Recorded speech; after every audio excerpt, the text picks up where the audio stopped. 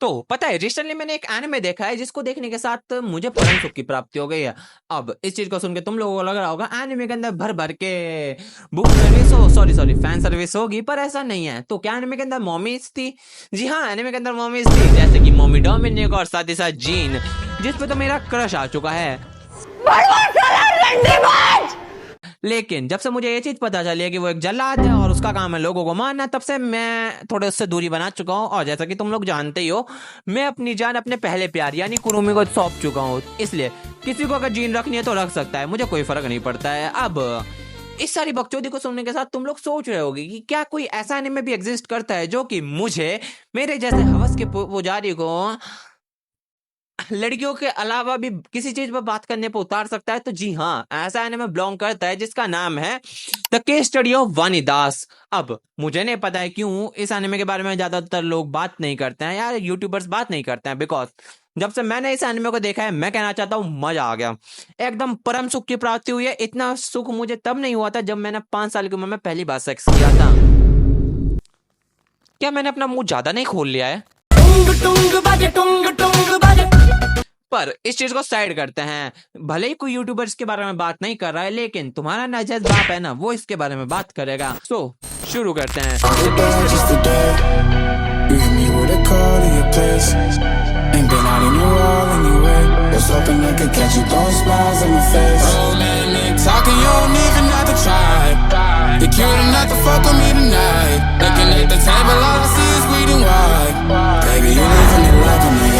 You can call me when you want, call me when you need, call me in the morning, I'll be on the way. Call me when you want, call me when you need, call me out by your name, I'll be on the way.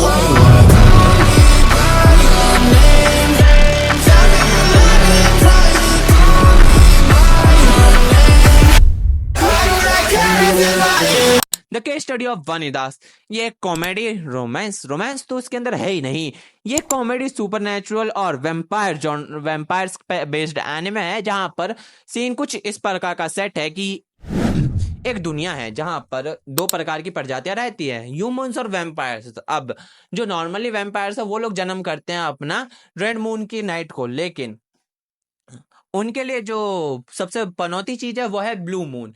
वो उनका मानना यह है कि उनकी जिंदगी में जितने भी काले कांड हो रहे हैं ना, वो सारे के सारे ब्लू मून की वजह से हो रहे हैं। वो जो नीला टक्का आसमान में अटक रहा है वही इनके जिंदगी के पनौती का जिम्मेदार है।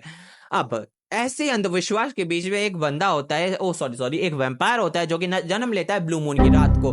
तो तुम लोगों को समझ ही गए होंगे लोग क्या करते हैं, वो उस ब्लू मून वैम्पायर को वैम्पायर समाज से निष्कासित कर देते हैं और उसको समाज से निकाल देते हैं, जिसके बाद उसको होना क्या है, दर दर की ठोकरें खानी पड़ती है। और उसको एक चीज समझ आ जाती है, जो वैम्पायर है वो बहुत बड़े कुत्ते हैं, कमीने हैं, और उसके अंदर काफी सारी गालियां होती है। और उन्हीं गालियों को डेवलप होते होते भाई के अंदर अपने वैम्पायर समाज के लिए बदले की जो भावना है वो उत्पन्न होने लगती है। इसलिए वो एक किताब बनाता है जिसको कि एनिमे के अंदर कहा जाता है बुक ऑफ वानिदास।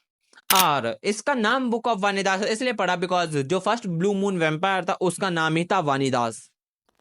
अब इस वाले कार्यक्रम को सुन के तुम लोगों को लग रहा होगा तो ये एक रिवेंज स्टोरी है जहां पर हम लोग देखने वाले एक ब्लू मून वैम्पायर को रेड मून वैम्पायर से बदला लेते हुए। तो ऐसा नहीं है, इतना अगर सिंपल होता ना तो मैं वीडियो ना बना रहा होता इस बारे में।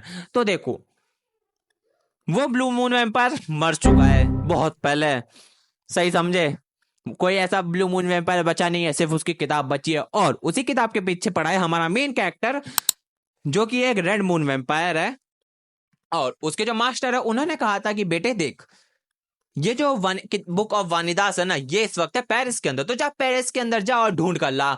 तो हमारा मेन कैरेक्टर करता क्या है, पेरिस जाता है बुक ढूंढने के लिए। लेकिन क्या उसे बुक मिलती है? जी हाँ, उसे बुक मिलती है, साथ ही साथ पूरा का पूरा वानिदास भी मिल जाता है। लेकिन ये जो वानिदास है ये नकली वानिदास है। ये वानिदास दिस फकिंग डूड, मतलब देखो, ये बंदा डिजर्व करता है मेन कैरेक्टर होना, ना कि साइड कैरेक्टर होना। गोजो पे मुंह दिया इस बंदे ने, क्या लुक्स हैं इसके।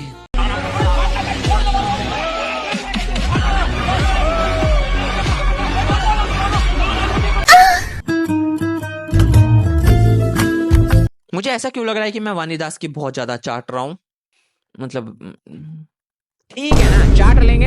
है यार देखने में बढ़िया। गोजो को तक को शर्म आ जाए यार, गोजो पे मूत रहा है वो बंदा यार, वानीदास। मेरा क्रश आ गया है वानीदास पे।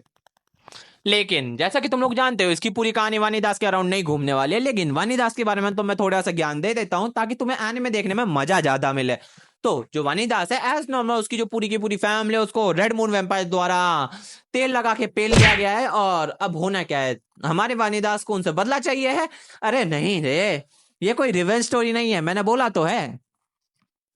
दरअसल जो हमारा वानीदास है, जब उसकी पूरी फैमिली मर जाती है, उसके बाद उसे एहसास होता है वेम्पायर्स तो बुरे हैं ही साथ जो इंसान है ना, वो वेम्पायर से भी ज्यादा बुरे हैं, वो सबसे बड़े इसलिए वो डिसाइड करता है कि वो बुक ऑफ वानीदास का इस्तेमाल करेगा और जितने भी रेड मून वेम्पायर्स हैं उनको ठीक करेगा।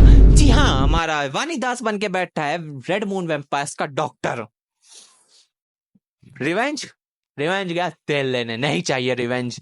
इससे ज्यादा शांति भरा एनिमे कोई देखा है क्या तुमने आज तक? अब इसके बाद होना क्या है, हमारा मेन कैरेक्टर और वानीदास दोनों एक दूसरे से ना चाहते हुए भी टकराते हैं, और क्योंकि दोनों के रास्ते ही एक है, यानी हमारे मेन कैरेक्टर को वानीदास की किताब के बारे में जानना है और हमारे वानीदास को रेड मून वेम्पायर्स को ठीक करना है। लेकिन वानीदास क्योंकि इतना स्ट्रांग है नहीं जो कि श्रापित वेम्पायर्स को कंट्रोल में रख सके, इसलिए वो इस बंदे को रख लेता है, हमारे मेन कैरेक्टर को अपने असिस्टेंट के रूप में रख लेता है कि बेटे चल चल चल, तू मेरे लिए लड़ेगा, उसके बाद मैं उन्हें ठीक करूंगा, ठीक है। अब इसी तरह ये दोनों एक साथ काम करना स्टार्ट करते हैं और पहले इनका चलता है दो भाई दो तबाही, उसके बाद चलता है भाईचारा ऑन टॉप। और बाकी की कहानी इसी तरह बिल्डअप होती रहती है कि आखिर ये दोनों किस तरह अलग अलग मुसीबतों का सामना करते हैं और इस श्राप के बारे में जो कि वैम्पायर्स के ऊपर आ रहा है, इसके बारे में पता लगाते हैं। और मेरा बात मानो, बहुत ज्यादा इंटरेस्टिंग है ये चीज। बाकी बात करी जाए कॉमेडी के बारे में, तो कॉमेडी ये आने में बहुत अच्छे से तुम लोगों को प्रोवाइड करता है, काफी अच्छे समय पे इसकी कॉमेडी लैंड करते हैं, तो देखने में मजा आता है। काफी सारे कॉमेडिकल सीन्स हैं जिनको तो मैं बार बार रिपीट पे देख सकता हूँ, और स्पेशली उनके अंदर चार चांद तब लग जाते हैं जब ये लोग कॉमेडी के टाइम पर एनिमेशन को कार्टूनिश वे के अंदर ले जाते हैं, तो देखने में और ज्यादा मजा आता है। बाकी बात करें अगर इसके अलावा एनिमेशन की, तो एनिमेशन के मामले में ये एनिमे आग मूंदता है कतई। मैं कसम से बताऊं, एक बार जरा ये सीन देख के देखो। सच में तुम मुझे बहुत दिलचस्प लगने लगी हो।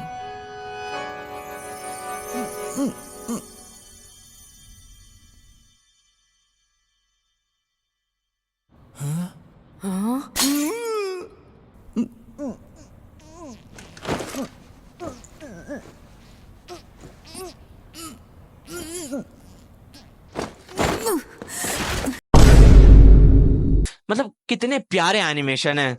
इससे तुम लोग समझ तो गए होंगे कि एनिमेशन के मामले में यह एनिमे कतई बवाल है, लेकिन इसके अलावा तुम लोग अगर एनिमे देखते हुए ये फील होने लगे कि ये दोनों क्या गे हैं, तो उस चीज को फिक्स करने के लिए हमारे दोनों लॉन्डो के पास है उन दोनों का पर्सनल माल। जैसे कि हमारे मेन कैरेक्टर के पास है मॉमी डोमिनिक, जिस पे मेरा दिल आ चुका है, और हमारे वादीदास के पास है जीन, जो कि जल्लाद है, लेकिन हमारे वादीदास को वही पसंद है। इस सब के अलावा ये एनिमे तुम लोगों को हिंदी में भी देखने को मिल जाएगा, जिस वजह से काफी ज्यादा मजा आता है। हिंदी डब में इसका काफी बेहतरीन है, बस उसके अंदर एक ही दिक्कत है कि जितने भी वैम्पायर्स हैं उनको पिशाच कहा गया है। और क्या वो दिक्कत करता है? नहीं करता है, बिकॉज कई हिस्सों पे उस चीज को कंफर्म कर दिया जाता है कि वैम्पायर और पिशाच दोनों एक ही हैं, तो दिक्कत उसमें भी नहीं होती है। एनिमेशन वाइज भी अच्छा है, कॉमेडी भी अच्छी है और स्टोरी भी बहुत बढ़िया है। हिंदी डब भी अवेलेबल है, तो और क्या चाहिए तुम लोगों को एक एनिमे देखने के लिए? अभी के अभी जाओ और देखो। लेकिन उससे पहले वीडियो को लाइक करो, चैनल को सब्सक्राइब करो, और मैं चलता हूँ। Bye bye, sayonara. सब्सक्राइब।